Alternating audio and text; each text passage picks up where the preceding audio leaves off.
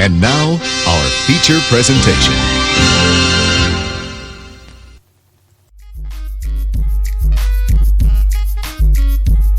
Again, everybody, Steve Willis, Steve Determan here. It is WD60 Sports Talk, and we are back. We are oiled. Hey, and we are well oiled right now. Yeah, well, yeah, a little lubed up. No, it's too early for that. Come on, it's the morning time right now when we're recording this. Yes, but after big sports days and everything else, I think you just stay lubed. Oh man, this was a fantastic weekend thus far, but we've seen weirder, we've seen worse, and we did have over wild card weekend some pretty cool stuff. Yes, we did. So we're pushing towards that fantastic Super Bowl, which I still my preseason prediction was Chiefs Packers. You are still in the hunt for that. I am still in the hunt for that, and I'm hanging on. I'm really hoping. So yes. I can tell you right now, the 49ers all season has given me a scare because they look like the team to beat in the NFC. But isn't that something to think about? Because remember where they were a couple years ago? Oh, I know. They were an absolute dumpster fire a couple of years ago.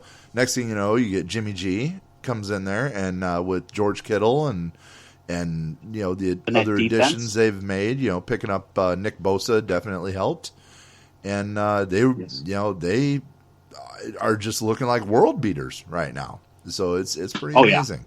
Yeah. So anyhow, the way that this playoff has worked out, I was pretty shocked by seeing all the new teams, new faces.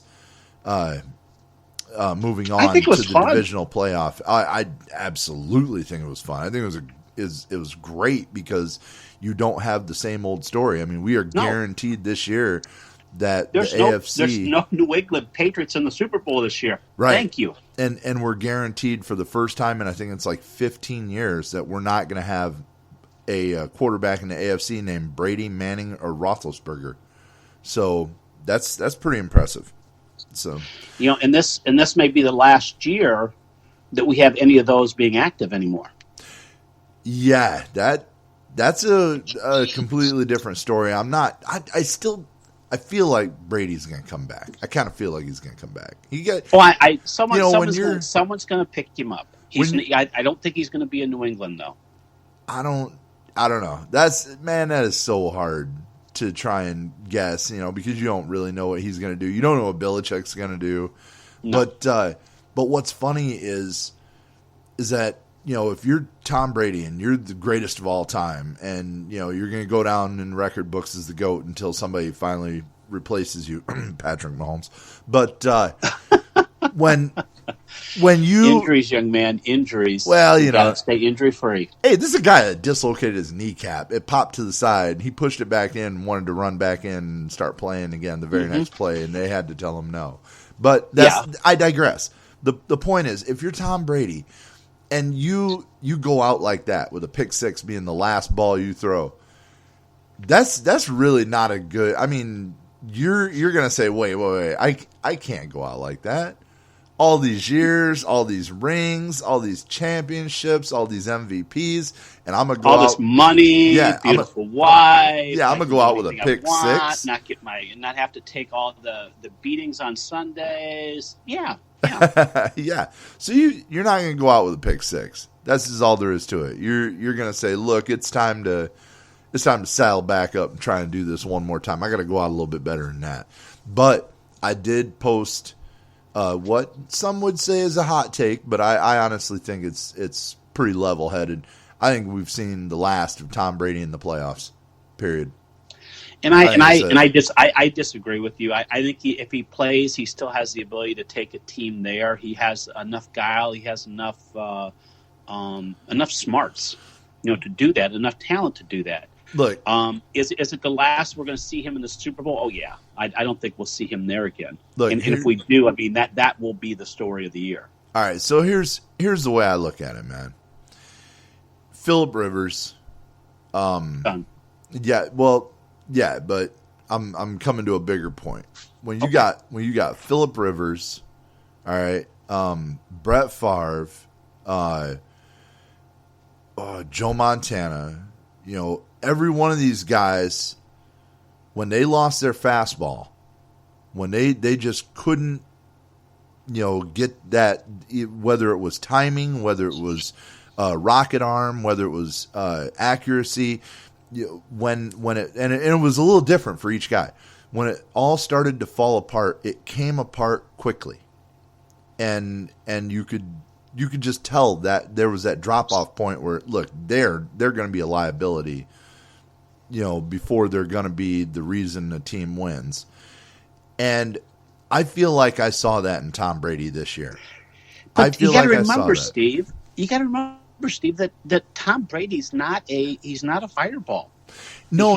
He doesn't. I mean, he is more finesse. He is more touch. And, right. And the thing is that I think he still has it, and I think he still has the ability to do that.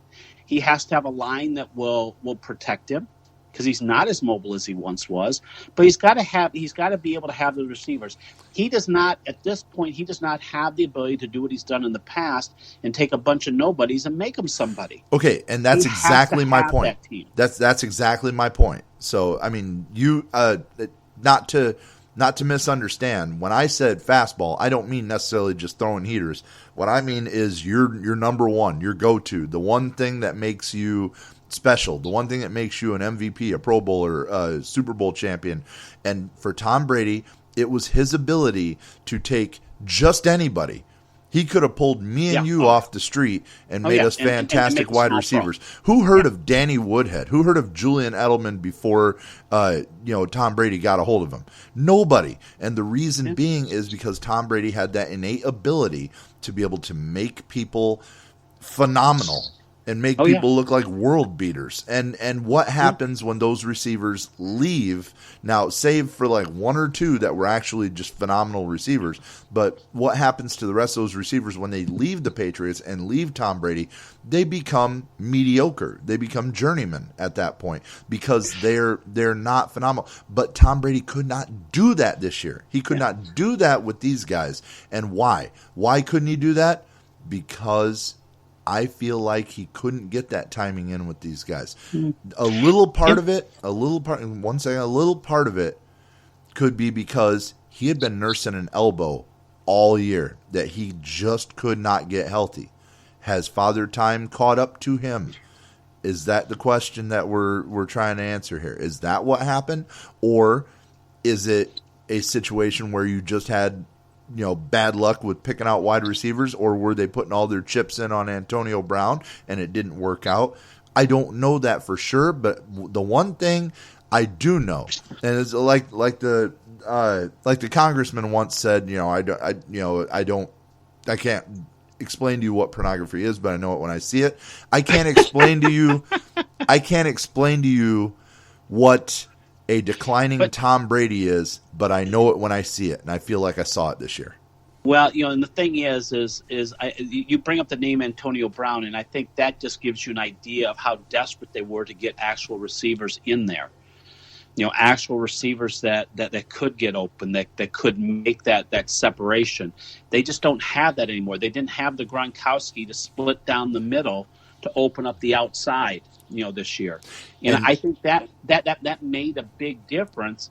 And if you don't have that, I don't care what quarterback you throw back there, you're going to have the same results. And like Rob Gronkowski actually needs more accolades, but how big does that make him look? How big of a part of the offense does it make him look to see the year after he leaves? Even going into week 14 when you're getting to the retirement cutoff, people were talking about, man, could the Patriots try and get him back? I mean, that's how big of a difference maker he was. Like, he needs more of an accolade, but that's how big of a difference maker he was. After watching his New Year's performance, he needed to come back. Spiking. Oh, my God. Spiking the Lego head of Steve Harvey was phenomenal. And it wasn't just the spiking the Lego head. It's doing the. I mean, they tried to make him just be goofy and stupid, and he just, which is not a stretch, really. No, but Gronkowski. It doesn't work. It really doesn't work. No, it doesn't. I mean, if but it did give me an idea, and I would love for somebody to come out with this. Give me a video, or give me like a video series of just Gronk spiking stuff. Like different things, just like viewers just like write in, give them stuff to spike, because that actually was very entertaining. And I think I could just like sit and watch an hour's worth of video of Rob Gronkowski spiking things, especially he's got to do the little dance and everything else. Yeah, would that be like Gallagher with his Sludge-O-Matic and the? Oh my god! We can have Gronkowski, Gronk-O-Matic. Yes, just don't have him do a stand-up bit first. That's the only thing that I ask. I think that would ruin it. Yeah. So, yeah. Yeah. Well, you ready to move on with this? Gallagher was one of my favorite comedians too. Yeah. We're gonna do our over/under here in a minute. But Gallagher was one of my favorite comedians. I'm glad you brought that up. That was so funny. Yeah. Oh yeah. He, besides George Carlin, was two of my favorite. George Carlin was. I actually got to see him live.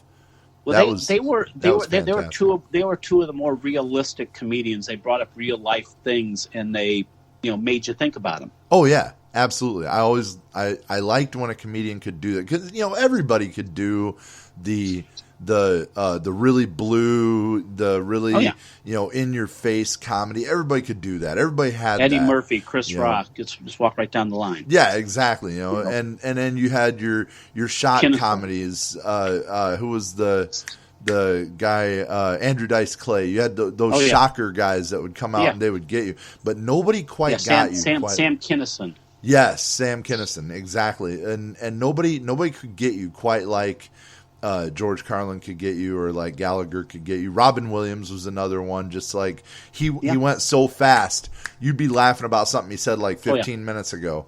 And you're like, I'm just catching up. Right, exactly. I'm just now catching up. So yeah, those were neat. That might be a poll question. We might have to do that. Might have to throw who is your favorite comedian of all time poll question. That would be neat. We are doing a poll now on the Facebook page. If you go to the Facebook page, the Cheap Seats with Steve and Steve, Stephen Wright. Stephen Wright. He was one that talked in the monotone. Oh yes, yes. Okay, yeah, I remember that now. You jump track on. You can't do that this early in the morning. Well, I'm sorry. You were saying Stephen. I'm over here trying to plug the Facebook page. Damn it! I'm over here trying to. On comedians. Yeah, I'm trying to plug the Facebook page. What are you doing? Why you got to do that to me? Anyhow, if you go to the Facebook page, we do a poll question of the day, and it is it's actually really it's neat, because I make up a new poll question. Sometimes we'll take suggestions, but we just started doing this, and it's got a pretty good response so far. So go to the Facebook page, go to poll question of the day. If you follow me on Twitter at thewillis76, I actually have the poll question. I popped that up on my Twitter page. So if you do that, if you follow me on Twitter, you can always find the poll question of the day. I think current poll question is, what are you more excited? What game are you more excited to see in the NFL divisional championship round? So that one obviously is going to be going down here in a couple of days, and we'll have a new poll question up. So we might do that. Favorite comedian of all time. I don't know. We'll have to see. We'll have to see what the poll question is. Anyhow, we are going to get into this. This is a segment that Steve and I are doing called Over Under. And the way it works is we take the most underrated and the most overrated, hence the name, of each player, of each team, the most underrated, overrated player, coach, whatever, each team, and we give that to you. And we're going to go by divisions. We've already done half of the AFC East and the AFC North, and it is on to the AFC South. And I'm going to start with the Indianapolis Colts. The AFC South, my most overrated player is Adam Vinatieri, 5 of 12 from 40 plus. He has lost it. It is time to go. I'm glad he walked away, and he needs to stay away. He's done. My most underrated, Jacoby Brissett. And I know that's kind of weird, he's the starting quarterback, but I got to tell you, nobody, not even Jacoby Brissett, was ready to for him to take the entire load this year. Andrew Luck retired. It was a very last second thing. And they basically just, I understand as a backup quarterback, you're one play away from being the starter. But when you really aren't expecting something on this level to say, hey, you're not just the starter, you are the man now. There is no waiting for the starter to come back. It's all you, bro. You are the starter. And he went, in respect to that, he went 3,000 yards and 60% completions on the year. Very, very good job. I don't think enough has been said to accolade Jacoby Brissett for what he's done this year. Right. Well, I agree with you. He has really done a tremendous job. I mean, at the beginning of the year, who heard of Jacoby Brissett? And then all of a sudden, Luck decides to retire, and here you go. Exactly. Now, as I take a look at Indianapolis, my underrated player, I go defense. I go to Darius Leonard, the linebacker. 121 tackles, 71 solo, 5 interceptions, 5 sacks. I mean, that's a year. And for some of those people, that's 2 years. But, a tremendous job. I mean, and the defense had to do a lot of times. They had to do a lot of work to keep them in the games. So, I think taking a look on that side of the ball as far as underrated, Darius Leonard, just a leader at the linebacker position for that defense. As far as overrated, I also went offense, but I went T.Y. Hilton. T.Y. Hilton this year, 45 receptions, the lowest in his 8-year career. 501 yards total receiving, lowest in his career. 11.1 yards average per catch, lowest in his year. His longest pass this year, Steve, only 35 yards. His longest pass in his previous years, 63. I mean, you talk about a drop, and yes, you have a new quarterback, but as a top receiver, and we talked a little bit about with Tom Brady, with top receivers, you make that separation, you get open, and you're there. These are still NFL quarterbacks, and they can hit you if you're open. T.Y. Hilton didn't do enough of that this year. And, you watch that drop in just receptions, yards, everything, all the way down. Every single category he was down in this year. And considering the offensive line for the Colts is probably the best it's been in quite a few years, Jacoby Brissett had time to find him if he would have ran deep and he would have gotten that separation while running deep. So, yeah, absolutely great call there. We're going to move on to the Texans. Now, the Texans, of course, going to the AFC divisional game against the Kansas City Chiefs. So it's kind of hard to say, well, you got overrated player on that team, but you still do. My overrated was Will Fuller. All right, only played 11 games this year. He just can't stay healthy. But when he did play, he only caught 50% of the balls thrown to him. Only 3 touchdowns. I mean, he needs to figure out. And I when he was at Notre Dame, he had this problem too. When he is healthy, he can be a beast. But when he's hurt, man, it just seems like he just can't get healthy. He can't get back to it. The underrated is Zach Cunningham. You ask about who that is. Well, he's only the leading tackler on the team. Played all 16 games, which is that's pretty good for their defense considering all the players that have been injured this year on that defense. I think only like 3 or 4 starters have played all 16 games. And when you think of the defense, you think of J.J. Watt, Whitney Merciless, Jonathan Joseph. You don't think about Zach Cunningham, but he quietly picked up 142 tackles, 99 of them solo, leading tackler on the team. So I would say he definitely could use a little more face time. And and the thing is my underrated pick was Zach Cunningham as well. I think you hit it on that. This is the second year player out of that that great college football powerhouse Vanderbilt. That's where Zach Cunningham came, and what he's done. 142 total tackles, 99 solos, 2 sacks. I mean, in a defense that is known for Watt, for Merciless, for Joseph, as you go down and down the list, Zach Cunningham is not one of those names that comes out, and yet he did just unbelievable, in that role. As far as my overrated, I also went wide receiver. I went with Kenny Stills. Kenny Stills was part of the Laramie Tunsil trade, that gave up 2 first-round picks and a second-round pick. What did you get for that? I mean, because that's a lot of stuff you're giving up. They got 40 receptions, his lowest ever in a year, and only 4 TDs. When you're going to make a trade like that to bring someone in, you absolutely expect a little bit more out of them than just 40 receptions, and that's all you got from Kenny Stills on that. All right, we're going to move over to the Tennessee Titans. Tennessee Titans shocking the world right now. They still have overrated players. Delaney Walker is my overrated player. 21 receptions, 2 touchdowns for the year.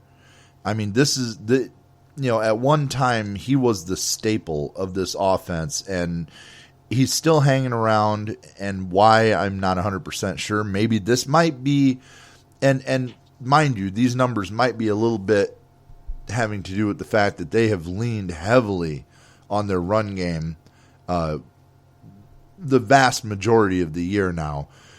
But at the same time, man, you can't look at those numbers and think, wow, this guy's an all-pro tight end, because he did not play like it this year. Underrated, though, Ryan Logan.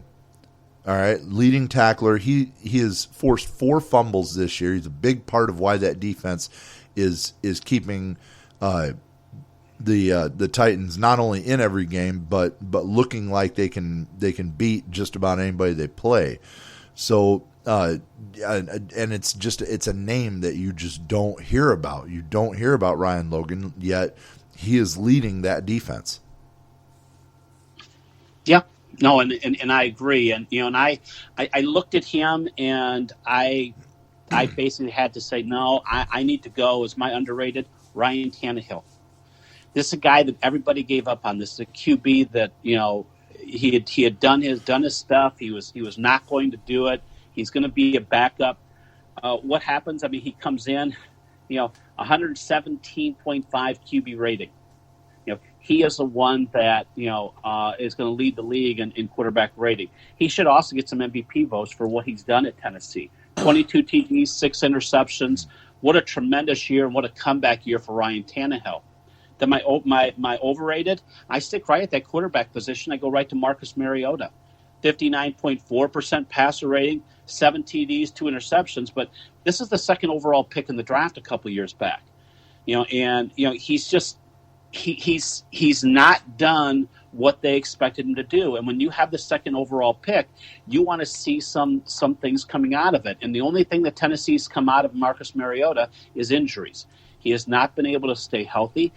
He's not been able to perform. And for a contract that you have, you need to be able to produce. And Marcus Mariota hasn't. Yeah, absolutely. You want to start throwing around the term bust when you think about Marcus Mariota, and that's sad because coming out of Oregon, he had so much potential. But well, I mean, and this is when you start taking a look at the Ravens quarterback, and Jesus, his name just flies out of my head right now.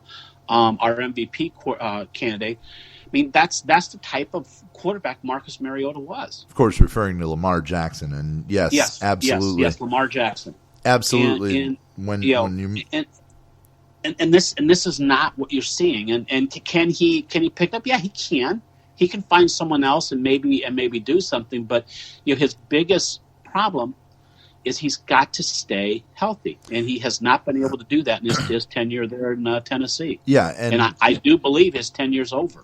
And he comes in healthy, but then he gets injured, and it lingers. It stays. Speaking of injuries, that moves us on to the Jacksonville Jaguars, and my overrated is Nick Foles.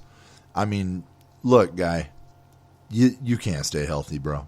It is time for you to go find something else to do. You've done well. You've been at the top, but bro, you've got to. You're just gonna have to give up. I mean, they went out and paid a whole lot of money for you to come in, and you came in and you got busted up right away. So look, man, you're just gonna have to let that go. So Nick Foles can't stay healthy. Way overrated. His name precedes him. it's time to walk away. Gardner Minshew, on the other hand, is my underrated. Now, I know you're going to say, well, he's been getting all kinds of FaceTime, and he's been all over the league. How is he underrated? Because who in the hell heard of Gardner Minshew besides Jacksonville fans before Gardner Minshew went under center in week 1 against the Kansas City Chiefs and threw 3 touchdowns? Nobody. That's who. Nobody heard of Gardner Minshew. What college did he play for? Quick, what college did he play for? Hell if I know. Me too. You know why? Because nobody has heard of Gardner freaking Minshew. However, everybody knows who he is now. Everybody knows in the offseason he's going to grab an RV and go RVing around the country because that's Gardner Minshew. Everybody knows about the mustache. Everybody knows about the headband. Everybody knows about the 80s look. Everybody knows about Gardner Minshew. Why? Because he became the dark horse quarterback that everybody wanted on their fantasy league after week 2. That's how good he was. I don't think, even with all the press that he got, I think he's still underrated because I think he could come back next year, study a little harder, plan on being the starter, and go in and do some real damage, especially if Jacksonville can help put some more weapons around him and put a little more protection in front of him. I really think Gardner Minshew has a great football head about him and could very well be a great quarterback in this league. Well, I agree. And, in my underrated player, Gardner Minshew, what do I have written next to him? Who knew? Yeah. Who knew Gardner Minshew? I mean, I agree with you all the way. I mean, 91.2 rating, 21 TDs, 6 interceptions. This is a guy that, hey, Nick Foles, see ya. I mean, it's not going to be, your team anymore. Gardner Minshew during the year threw for over 3,200 yards, ran for 344. Did you know he was the second leading rusher for the Jacksonville Jaguars? Yeah. Second isn't that crazy? Rusher. Yeah, I saw that stat too. I thought that was absolutely insane. So I agree with you. Gardner Minshew, very underrated. My overrated player was Miles Jack, the linebacker. Dropped from 107 tackles down to 66. Just 3 tackles for losses. 1 half sack, 1 interception. This is a guy that you just gave a 4-year extension for $57 million, $33 million guaranteed. And for the year, yes, he did get hurt, but that was at, I think, week 13, or week 11 or week 13, right in there. But you dropped in even at that time, you had 1 half sack. That was it. And this is a guy that they were depending on shoring up that defense and being the impact player that they expected out of him. And for that $57 million, you got very little that first year.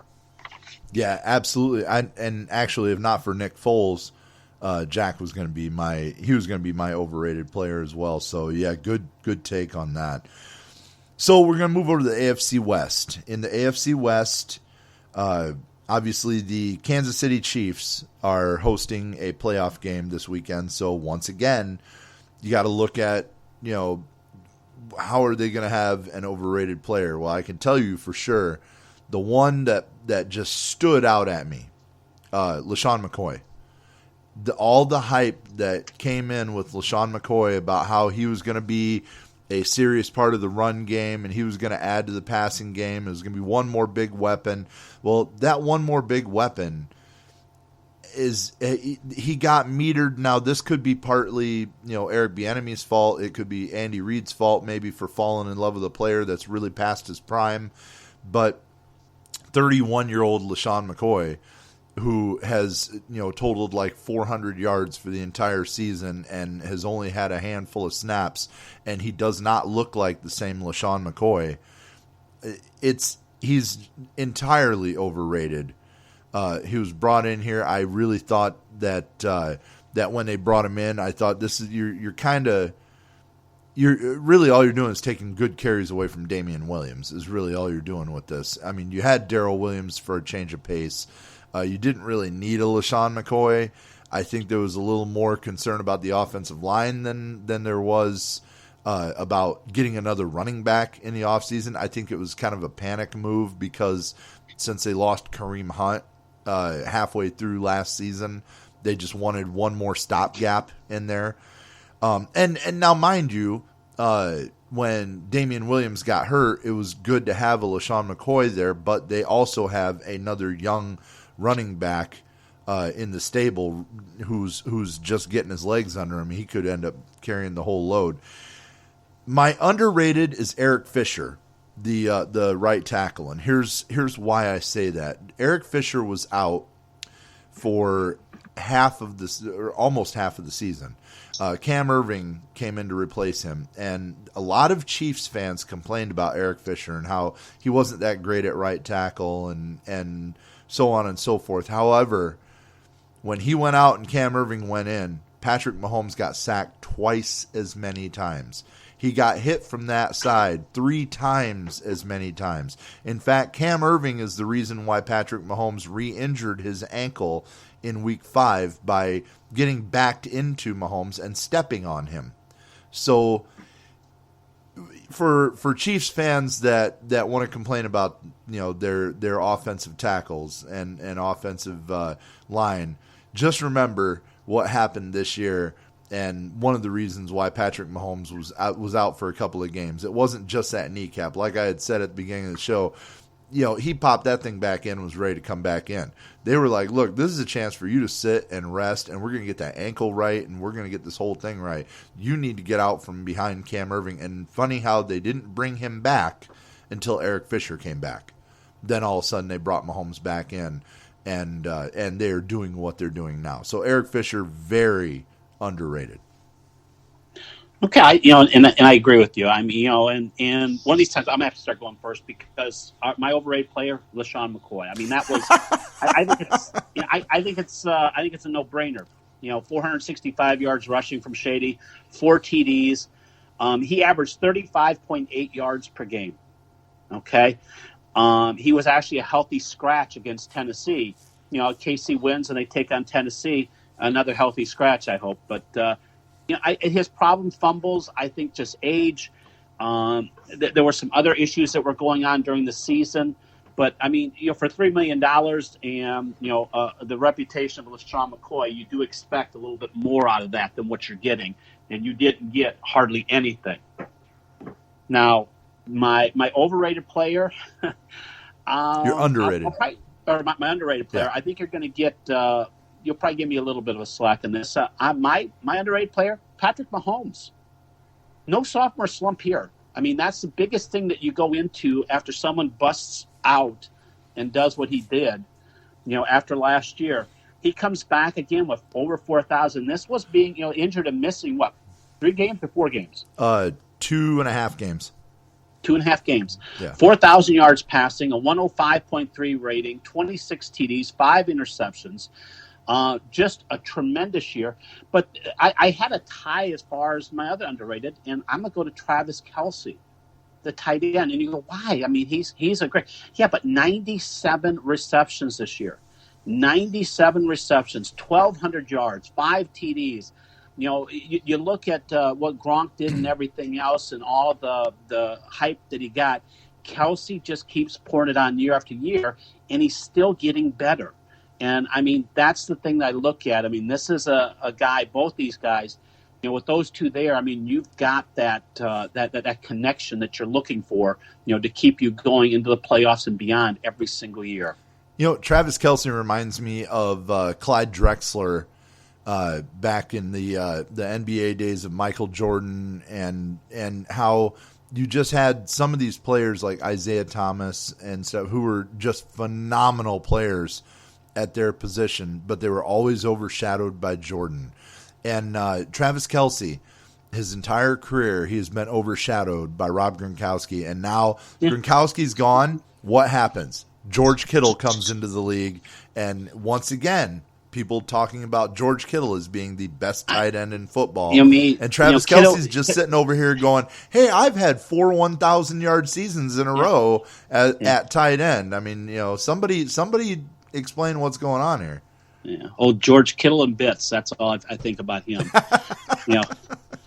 But no, Kittle and bits. Kittle and bits. That's his new nickname. Kittle and bits.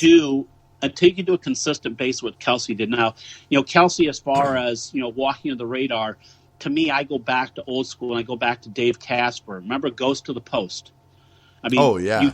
You talk about consistency. You talk about doing it year after year after year after year. And Casper did that for the Oakland Raiders. Right. And and I think that's what you're seeing. Travis Kelce, but to a bigger level, because tight ends weren't really used. Remember, tight ends at the time were just used for blocking, and it was the tight ends like Casper that all of a sudden the tight ends became a receiver. Right. And he was the one that started that whole thing. And now we can see the maturation as we get to Kelsey, coming in, and Gronkowski and some of these other tight ends, Jimmy Graham, some of the people that have really taken it even further. Right. And that's where you look at that tight end position and you realize the evolution has gone on over the last 25, 30 years. And you think, this is a big part of the offense now. It's not a sixth offensive lineman. They can still be used that way. That's why a lot of these tight ends are big, strong, 250, 260-pound guys.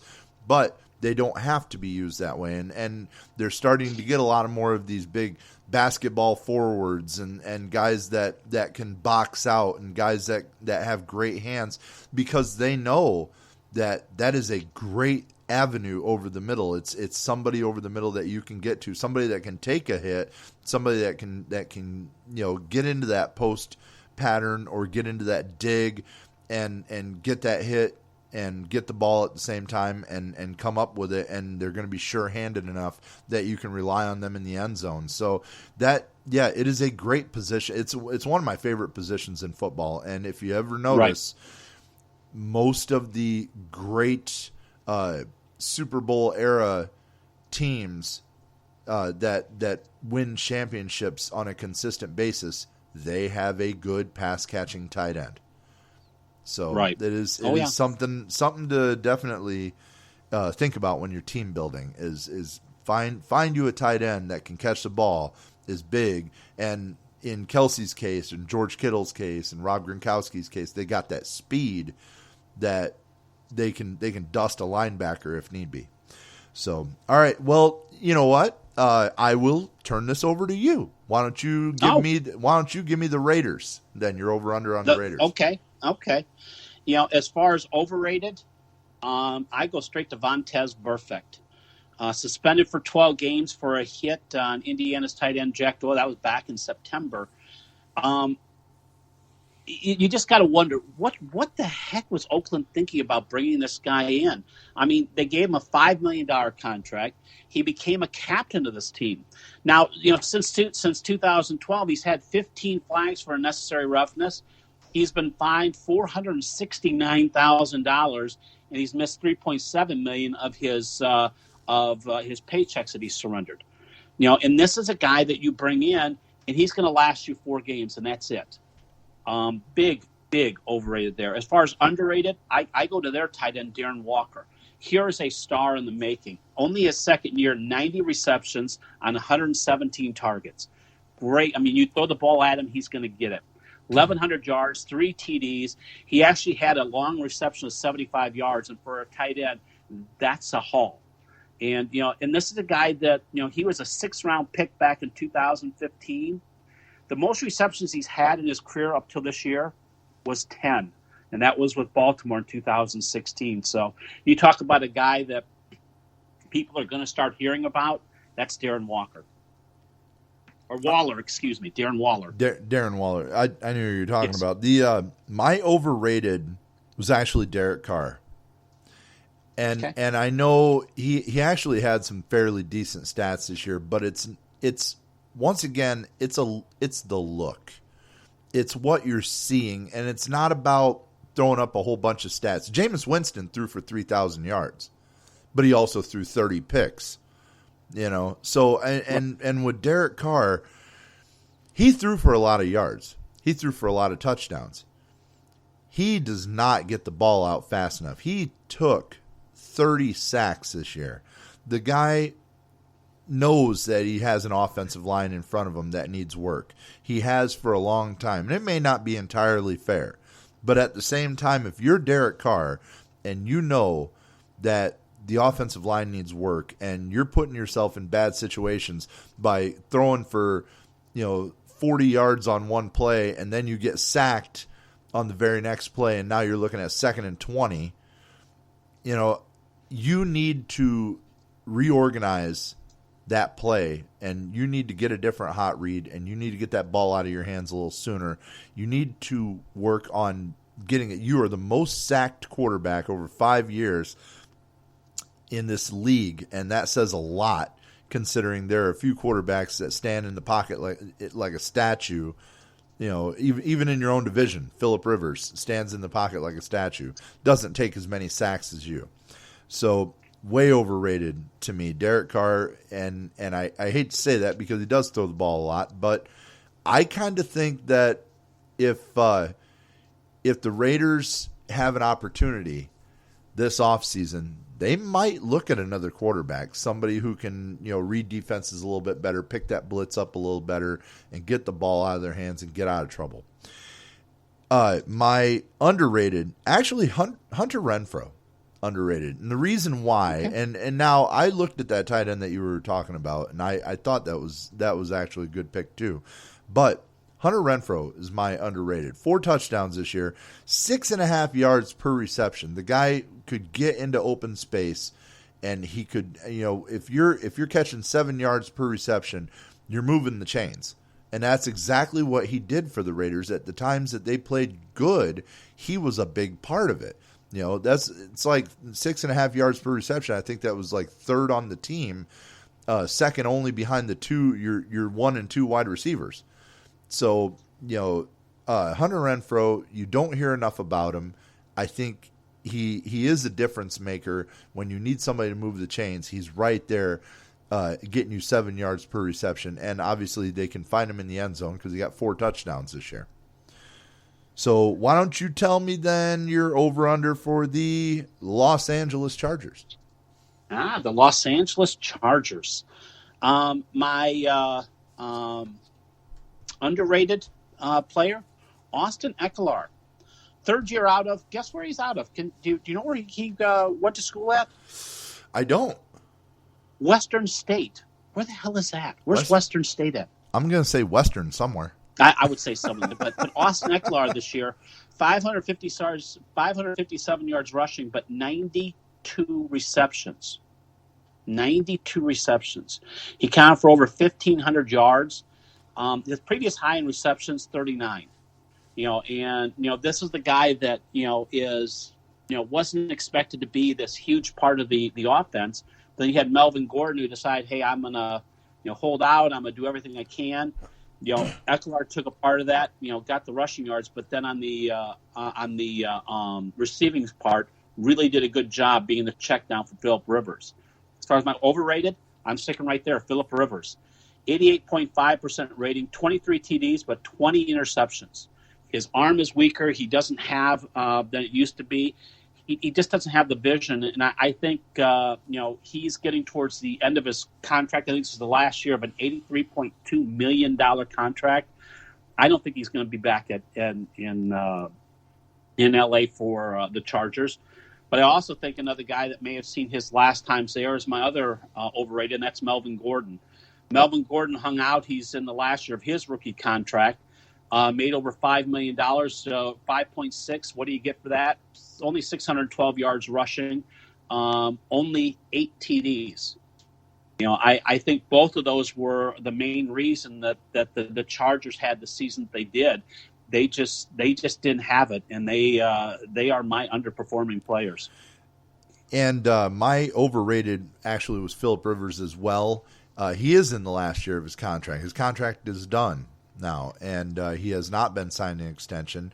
I really don't think he's going to be a Charger next year. I think they're going to go find a quarterback in the draft since they've got a reasonably high draft pick. And I really don't know if Phillip Rivers is going to end up on another team. I kind of feel like this was it for him. He was very, obviously very sad in the press conference that he was in after the Week 17 game against the Chiefs. He was very very, very downtrodden, knowing that very, very well may have been his last snap of football that he's played. But he also spoke of the idea of, he sounded like he was lobbying for himself, like, hey, if there's anybody out there, come get me. I'm still fighting. But the problem that Phillip Rivers has is just like what you had said. His arm doesn't have it anymore. No. His legs have not been there for years. He stands statuesque in the pocket. So unless you have a great offensive line, you don't want Phillip Rivers because he's going to get hit. He's going to get hit, and he's going to get hit a lot. And he just doesn't have that arm strength anymore either, Steve. Right, exactly. So, the deep ball is pretty much gone. You'll see flashes of it, but that's it. My underrated actually went with Drew Tranquill. Okay. Once again, we're talking about a defense that when you think Chargers defense, you think Joey Bosa, Melvin Ingram, Denzel Perryman. You don't think of Drew Tranquill. 75 tackles, 61 of them solo. He is making tackles in space. What little space that defense gives you to work, Drew Tranquill is filling it up. And for a guy who came out of Notre Dame with questions about a very bad knee injury, that he had in college, he has shown that he can definitely step in and make plays, and he can play at this level, and he does not get very much press out in Los Angeles or around the country. Drew Tranquill is my underrated player. Now, Drew Tranquill, rookie, right? This is his rookie year, yes. Yeah, is this? Are we looking maybe at a pot? Because I loved him when he played at Notre Dame. I thought he was the heart and soul of that defense.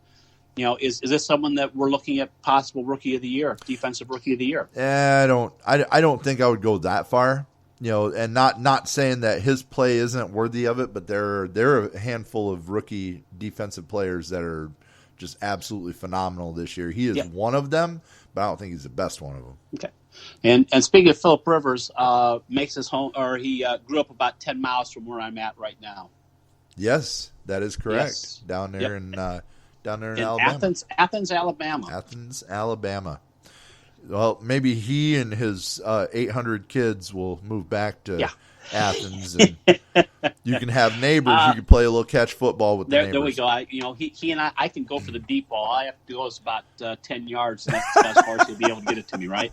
It's probably about as far as I can run right now, too. But there is this video going around on the internet that I had seen on, I think it was Facebook or something like that, where this kid is throwing passes to, I'm presuming it's his brother or his buddy or whatever. Right. And they'll flash a quarterback's name underneath, and they'll basically say this is my interpretation of this quarterback, that quarterback.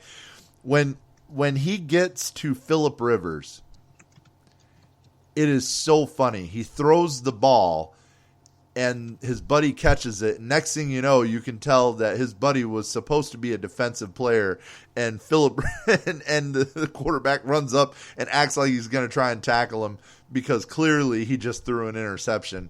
It is so funny. I can't really describe it to do it justice, but eventually you may run across it. I don't even know how you would look it up, but it is hilarious. And he's talking about, like they show Tom Brady just throws a nice good slant. Patrick Mahomes, he throws a ball what looks like 35, 40 yards in the air.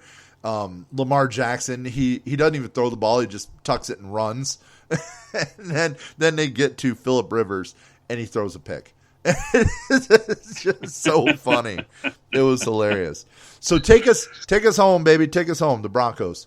What do you got? The Broncos. My underrated player, Courtland Sutton. Second-year player out of SMU, 72 receptions, 1,100 yards, 6 TDs. He did fumble twice. And the other thing is, with Courtland Sutton, where he had all those receptions, he did have he was targeted 124 times. Now, that's where you go, okay, he caught almost as many as he didn't catch there. But was that a problem with him or a problem with the quarterback? And that's then when I look at my overrated, I go to Joe Flacco, and I think maybe it's a quarterback here. Joe Flacco, you're paying as a Denver Bronco $18.5 million this year. He's on the book for 23.6 next year, 27 in 2021, 2022, and 2023.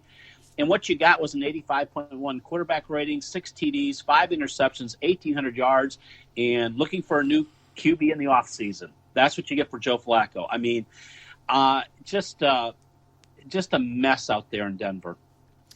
Okay, I overrated. I also had Flacco.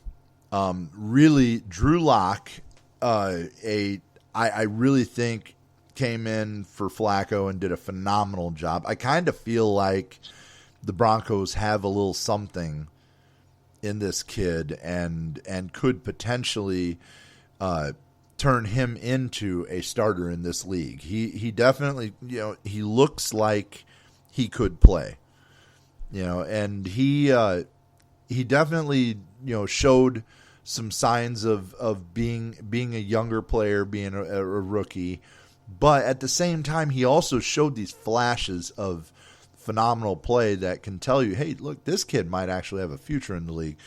And all of that started because of Joe Flacco just being absolutely horrible this year. I mean, not just overrated for what he's getting paid, but overrated as a starter in the NFL.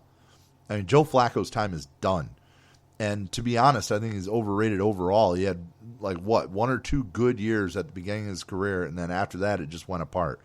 So Joe Flacco, way overrated. My underrated, though, is Noah Fant, a tight end, young tight end, if I remember right. This is his rookie season. 14 yards per reception, 3 touchdowns. This kid is a chain mover. And once again, what I said about the tight end position, you find a big kid that can catch the football, that has good hands, and you add a little speed to it, you've got one hell of a tight end. And that's what Noah Fant looks like he's going to bring to the table. They get him more involved in the offense. I could very well see a kind of a Travis Kelce, George Kittle role out of Noah Fant. Now, I'm not necessarily saying he's going to be on their level. What I'm saying, though, is that he could fill that role as a great asset to have over the middle on that offense, no matter who's throwing the ball. He's a big body and he's quick. They can find him in the end zone, and at 14 yards per reception, he is definitely somebody that can get the ball and can get things done. Excellent choice. I agree with you. Yeah. So that is our over-under for the AFC South and the AFC West. So, Steve, the NFC is next. So we'll be doing that here shortly. So I had talked to you before the show. I had heard no Star Wars yet. You still have not seen Star Wars. What is up with that? I have not. Well, we've been it's been pretty busy down here. But the other thing is we're dealing with a couple back injuries and some other things. Just trying to get healthy right now. Going to sit in a seat for a couple hours with your back hurting pretty much is not something you really want to do. Yeah, absolutely. So you guys get healthy, and you guys go see that movie because we have to talk that at some point. We've got to talk some Star Wars at some point. We really do. No, and I agree. And the thing is Megan is a huge Star Wars fan. Star Wars fan. So absolutely, we've got to do it. Oh yeah, we really do. So that's something, and hopefully this week we'll get a chance. Being bankers on the side, we have a holiday coming up, so that means, hey, we have a Monday off. Well, there you go. Well, that might be your opportunity. That just might be it. I got to hear your breakdown. I got to hear what you think about it. So definitely get with me. So in the meantime, we are going to we're going to go ahead and wrap this whole thing up. What? No. What? I got to ask you one thing. We've got a NCAA championship game coming on Monday. Okay.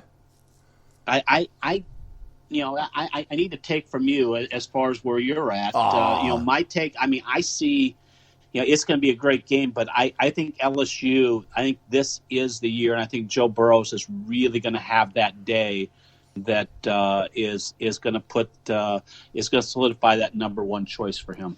I really do think, I hate to say this, but I am 100% agree with you, because normally I would love to take the opposite of that, but I just don't think, I think Clemson as good as what they looked in the semifinal, I just don't think they've got anything for LSU in this game. And could be wrong. We could come back on the next show and say, wow, we were idiots. But really, Joe Burrow looks like he's going to make his case to be the number 1 overall pick. And I don't see anything standing in his way. I just don't see Clemson being able to shut down LSU's offense. And I don't see Clemson being able to run with them as good as what they are. I don't see them running with them. No, I agree with you. So I would say I think both of us both of us on the LSU bandwagon. Yes, absolutely on the LSU bandwagon, and I, it couldn't happen to a better team. I absolutely love seeing the apple cart get turned over for Alabama, and nothing would stick it in their craw. Nothing would stick in their craw to know, that another SEC team wins it all. So I think that's phenomenal, honestly. So anyhow, with that, if it's okay, I think it is fine. I couldn't let it go by without hitting that. All right. Well, then if that's the case, then we are going to go ahead and wrap it up. We're going to wrap this thing up, and we will we'll bring it to you next time with the NFC North and the NFC East, right? Yeah. That would be it. Sounds North good. And East. So yeah, NFC East, NFC North next time. For Steve Determan, this is Steve Willis signing off. You guys have a great day.